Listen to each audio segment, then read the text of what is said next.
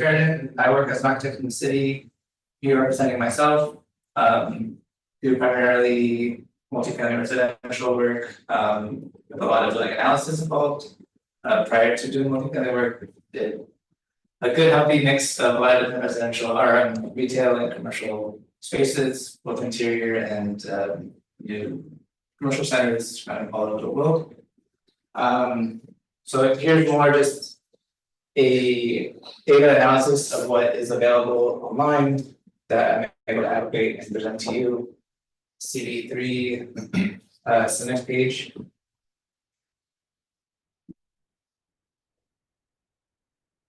So this chart and the next 5 pages of this PDF are showing what in yellow was previously allowable before CBS for economic opportunity, and in blue what is now allowable.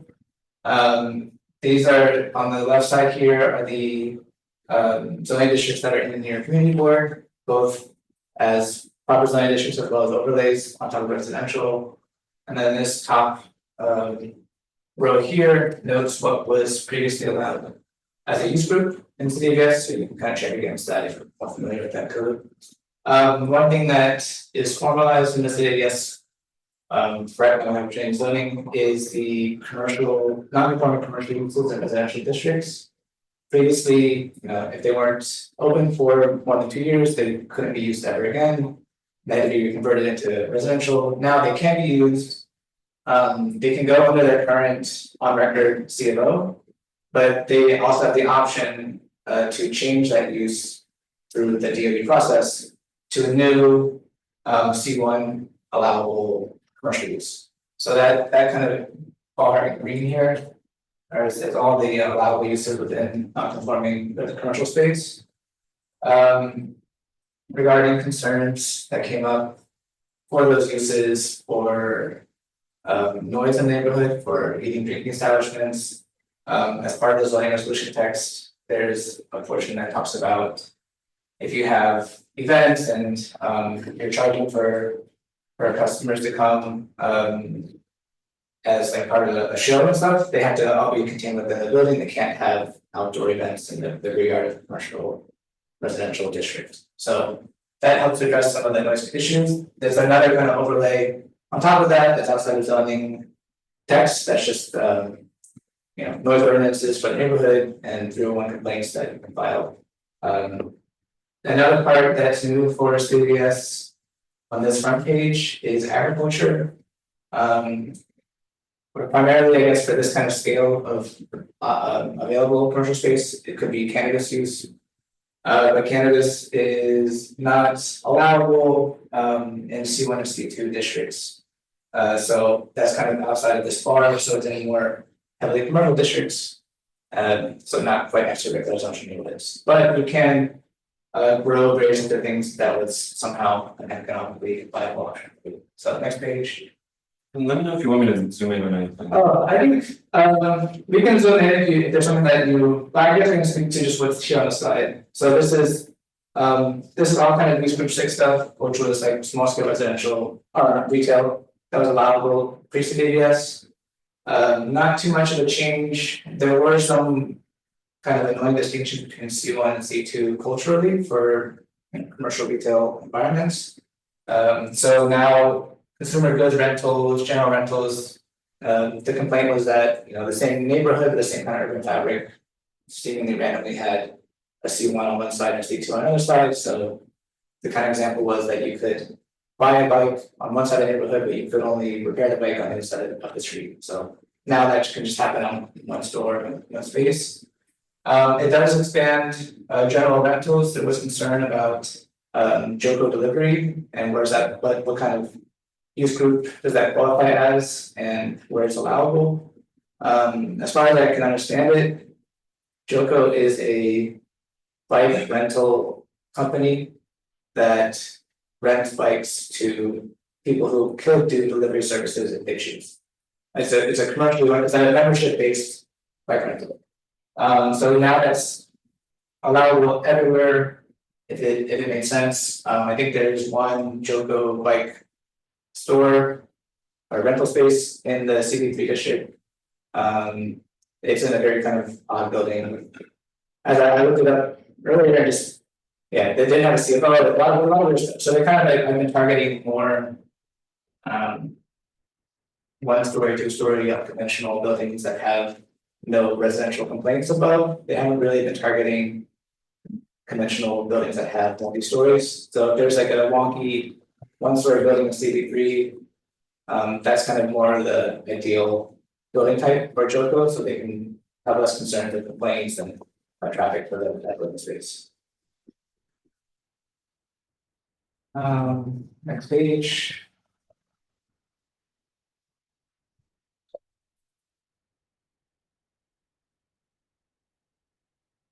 Nothing different here except from what was previously allowable, just to say that, you know, these kind of small scale resident or retail spaces can now go to the C1 district areas, so no real change to the community from there.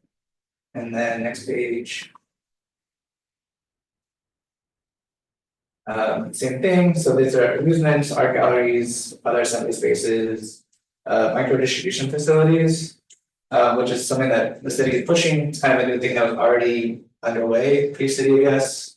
And again, how viable that is commercially for like a high cost rental space. Probably not so much, so it might be, if it was going to be anywhere, maybe somewhere in like a M1 district along the water. Less likely to be in that kind of dense environment. Next page, please.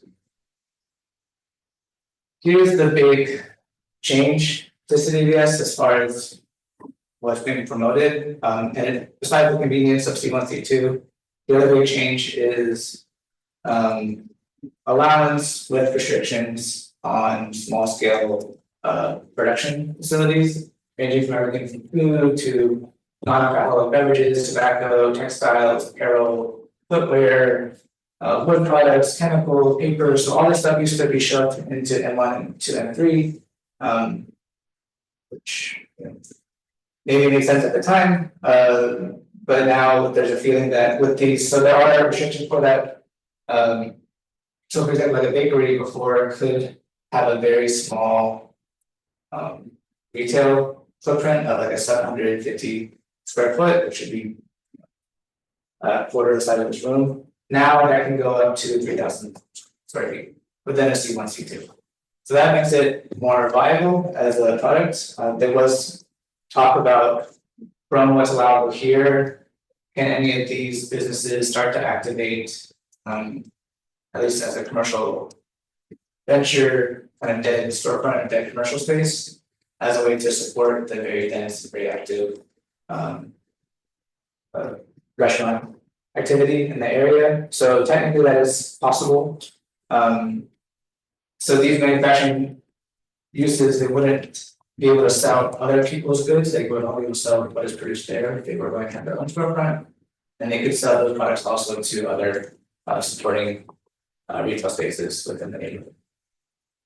So so I say this, the C1, C2 and agriculture are big ones. The other one that was touted a lot was laboratory space. And so previously, if you had very small scale medical or dental fabrication or laboratories, now you can expand that to be still very restrictive, you know, nothing explosive, but you can kind of expand what's allowable as laboratory space. So that could tie in some way, possibly to something that is supportive of NYU or Cooper Union spaces, if that's an option.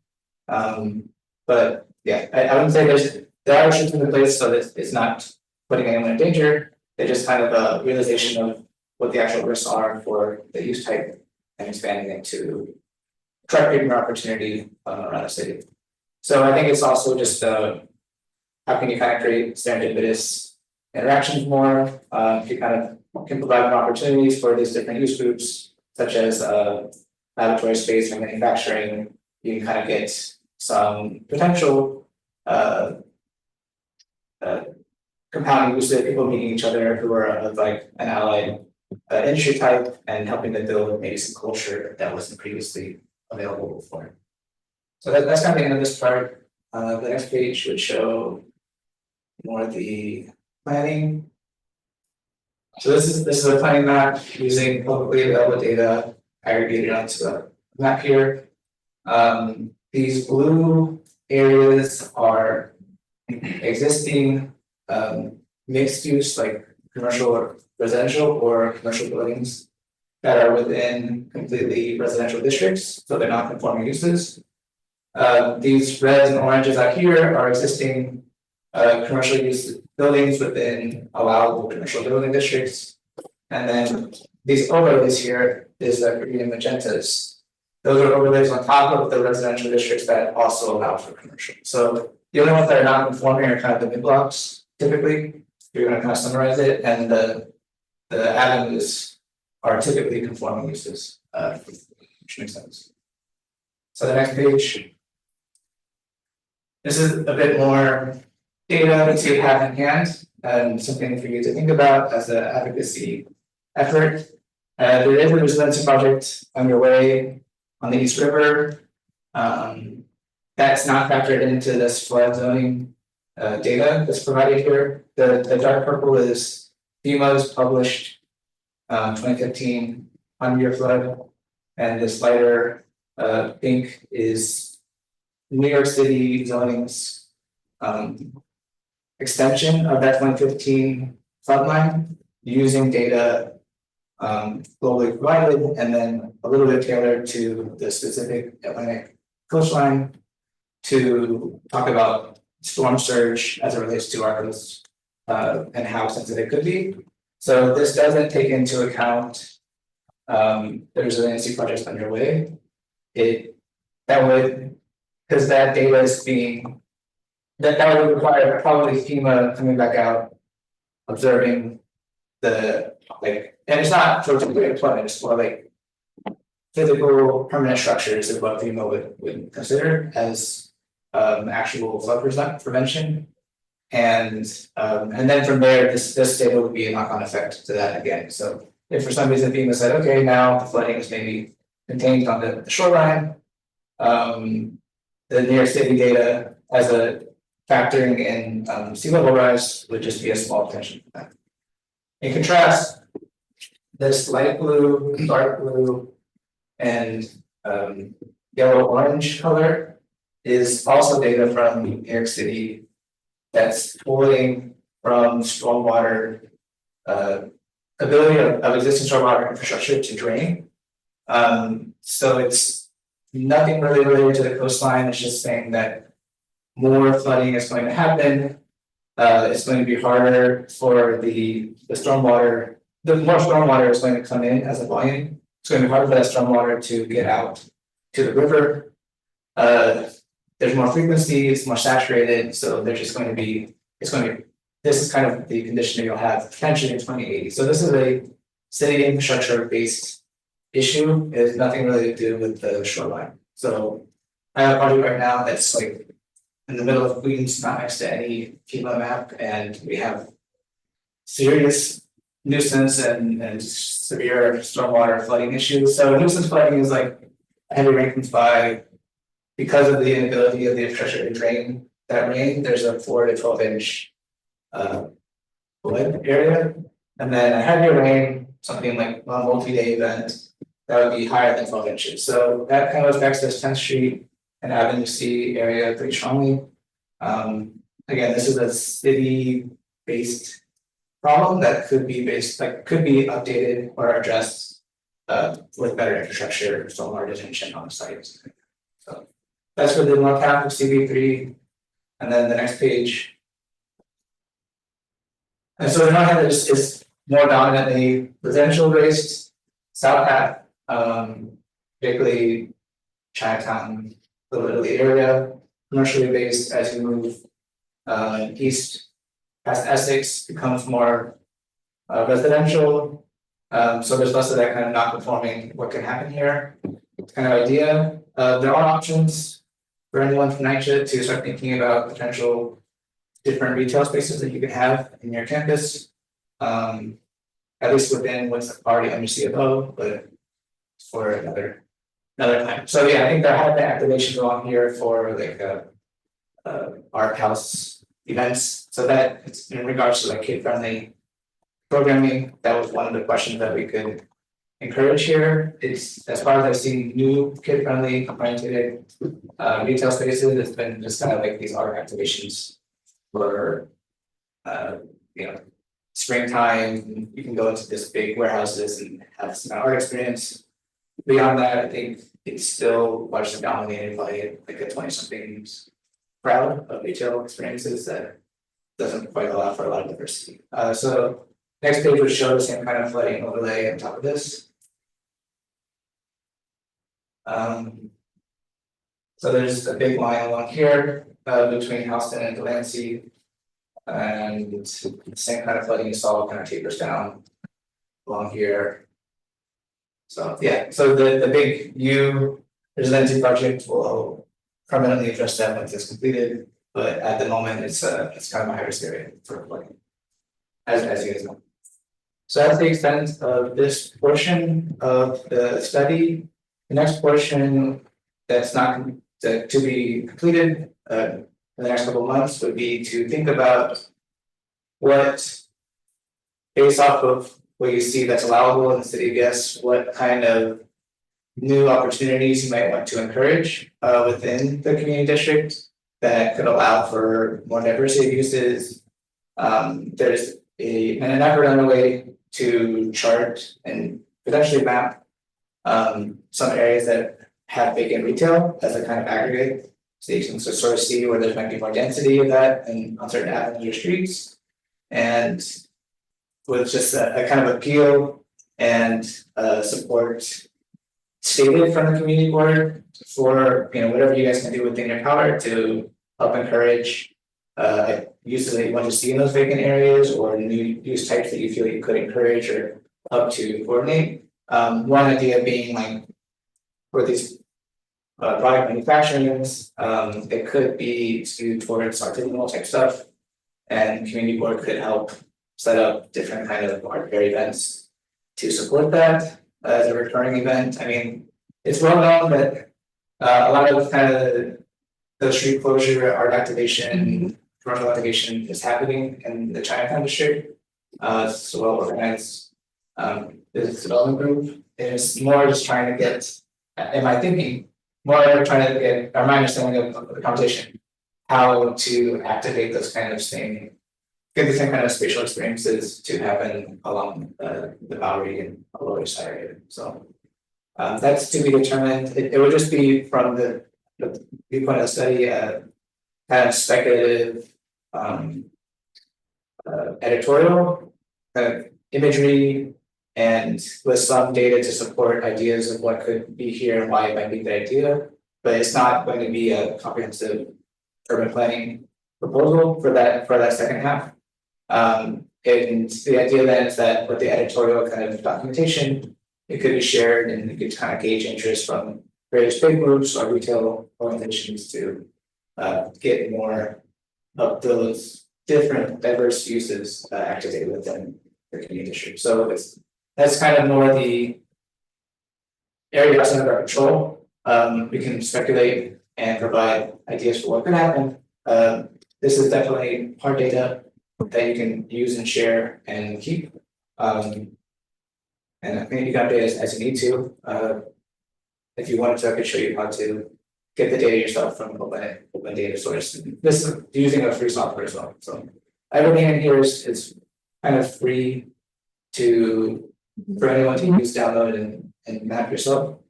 So I'm all for kind of community board empowerment and those sort of things. So I try and gatekeep on it.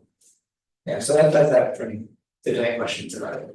Thank you, Chris. And again, just to reiterate, maybe for those online and here, so we solicited Chris's help with this study. Right now, phase 1 is being completed, which is what he just presented today. And I think what we want to do here, as part of the committee, is determine in terms of next steps, do we all agree it's useful to proceed with looking at vacancy rates, maybe identifying specific corridors such as the Bowery, such as Avenue C or D that have these higher vacancy rates to try to promote some of these new uses within them. And that's kind of what we're envisioning here. But obviously want to collect feedback, not just from the members, but if anybody online as well has ideas. And I did have a couple questions Sure. for you, Chris, if nobody wants to jump in first. You mentioned for the Joko, so was it that it was a limited use before the economic, or they could still be in terms of where they can be located, it hasn't changed? The big change is that it can be a C1. Okay, So previously it was only C2, so where that has the most effect, I guess, so let's go back one page. So C1 is an overlay, was like this one here.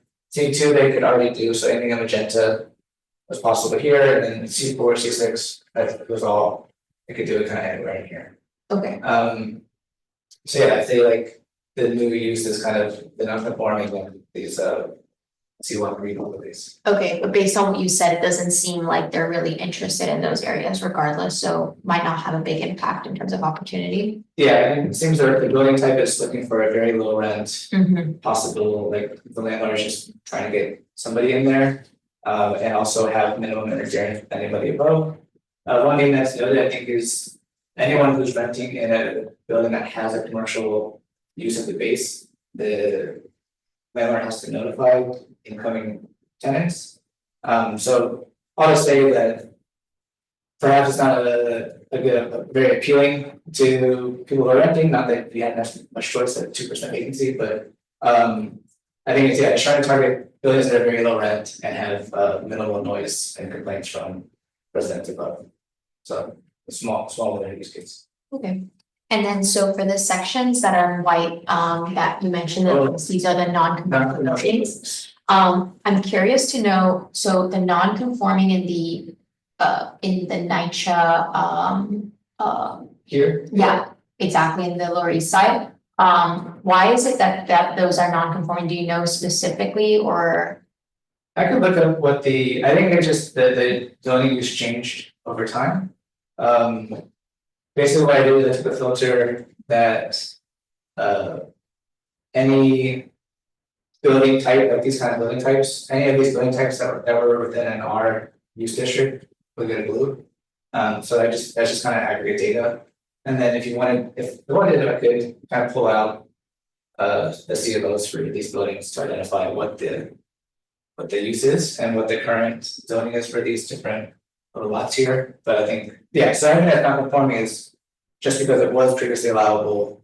And at some point, the zoning changed and now it's a non-conforming use. Okay, I see, so there must have been some sort of commercial presence there already, and then now it's just updated with like the rest of the rules. Right. Okay. And then I think the last question I had is, so the non-commercial residential areas that are in white, does that mean that there's no commercial activity there as of right now? Or just, okay, That's right, so everything that is within the current data that has only single family, multifamily, this one is a school, so like anything that's institutional or manufacturing, some of the M1 uses kind of here. So those are all, as these buildings currently exist and as they're currently used, they're not used for commercial retail purposes. okay. I'm absolutely making you repeat some things that you've already said, so I That's okay. apologize. But for the vacant, lots and vacant buildings, what exactly are the pieces of data that we're collecting, to understand what's causing the vacancy? Causing vacancy is a big question mark for everybody. But are we collecting like tax rates? Are we collecting, particularly, common landlords or, all those things? We can try that, each landlord will typically create a shell company Right, just for that property. Yep. So you can get maybe if one of these has a vacant lot or a vacant use. Maybe that landlord has 5 buildings, so you could then identify the right. 5 buildings that person owns. 'Cause through ACRES, can't you see who's registered at the shell company? Yeah. typically? Yeah, you can. Okay, So yeah, you can pull names, so you could, technically you can overlay names and vacant lots. right.